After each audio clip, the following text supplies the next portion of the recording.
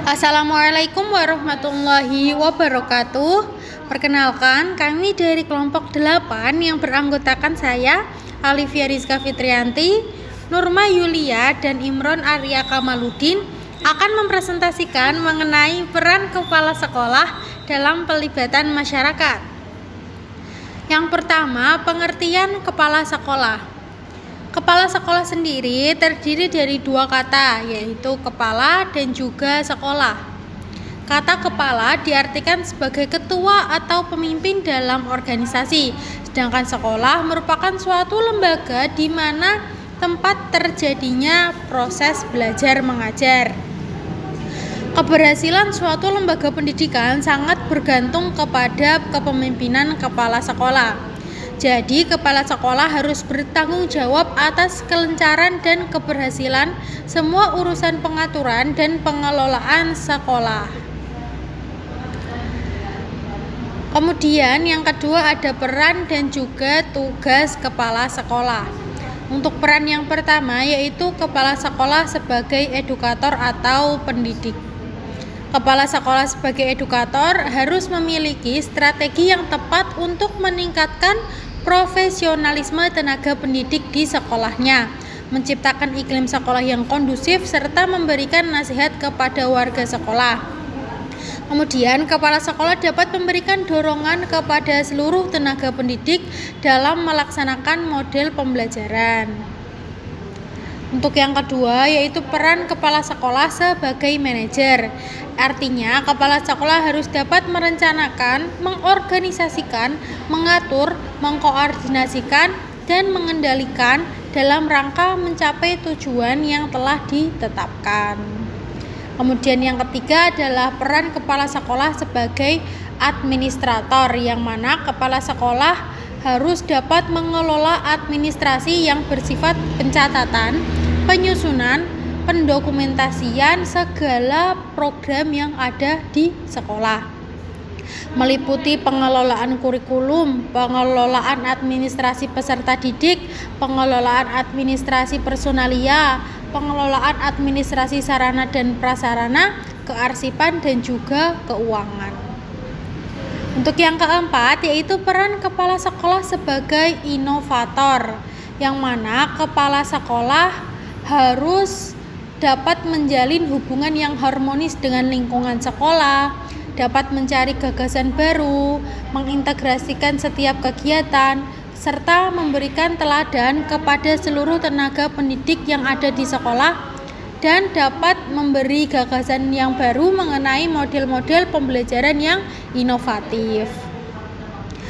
Untuk yang kelima yaitu peran kepala sekolah sebagai motivator, yang artinya kepala sekolah harus dapat memotivasi tenaga pendidik maupun warga sekolah dalam melakukan berbagai tugas dan juga fungsinya.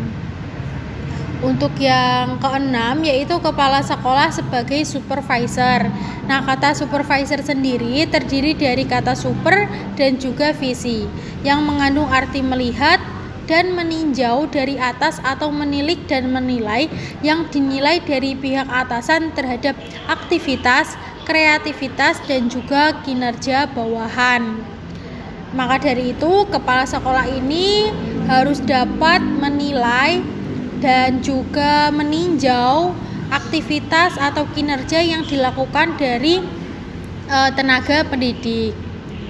Selanjutnya yang ketujuh yaitu peran kepala sekolah sebagai pemimpin atau leader, yang mana kepala sekolah harus memiliki tanggung jawab menggerakkan seluruh sumber daya yang ada di sekolah sehingga akan melahirkan etos kerja dan juga produktivitas yang tinggi dengan tujuan untuk mencapai visi misi sekolah. Selanjutnya, untuk pelibatan masyarakat akan dijelaskan oleh Mbak Nurma Yulia. Selanjutnya adalah pelibatan masyarakat. Menurut UU Sistem Pendidikan Nasional Nomor 20 Tahun 2003 Bab 4 Pasal 8 menyatakan bahwa masyarakat berhak berperan serta dalam perencanaan, pelaksanaan, pengawasan, dan evaluasi program pendidikan. Bentuk partisipasi masyarakat yang dimaksud antara lain yang pertama, bentuk partisipasi masyarakat dalam perencanaan pendidikan, yaitu mewujudkan kualitas pendidikan berkaitan dengan keterlibatan masyarakat. Yang kedua, partisipasi masyarakat dalam penyelenggaraan pendidikan, yaitu masyarakat dapat berperan serta dalam penyelenggaraan pendidikan melalui berbagai komponen masyarakat.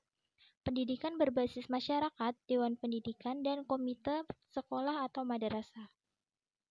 Dan yang ketiga adalah partisipasi masyarakat dalam evaluasi pendidikan yang berupa berkaitan dengan analisis kekurangan dan kelebihan program-program yang telah dijalankan sekolah.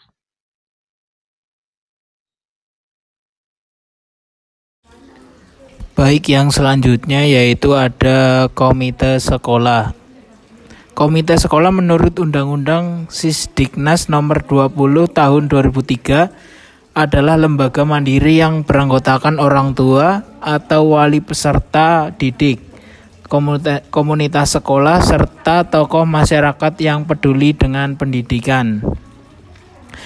Mulyasa pada tahun 2015 menjabarkan mengenai keanggotaan komite sekolah ini terdiri dari yang pertama ada unsur masyarakat yang berasal dari orang tua atau wali peserta didik, tokoh masyarakat, tokoh pendidikan, dunia usaha atau industri, organisasi profesi tenaga kependidikan, wali alumni, dan wakil peserta